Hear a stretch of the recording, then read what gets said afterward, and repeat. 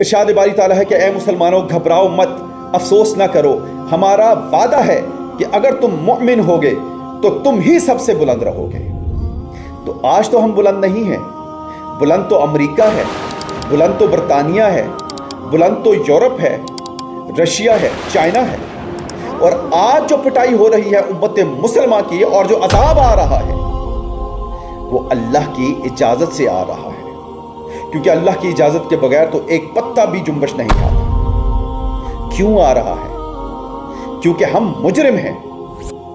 ہم نے آزاد ہونے کے بعد آج تک کسی مسلمان ملک کے اندر اسلامی نظام قائم نہیں کیا، نہ دین کو قائم کیا ہے، اور یہ سزا ہمیں اللہ کی طرف سے مل رہی ہے، اور یہ سزائیں اس وقت تک جاری رہیں گی جب تک ہم اسلام کو ایک نظام کی حیثیت سے اس دنیا میں قائم کر کے دنیا کے سامنے ایک نمونہ نہیں پیش کرتے۔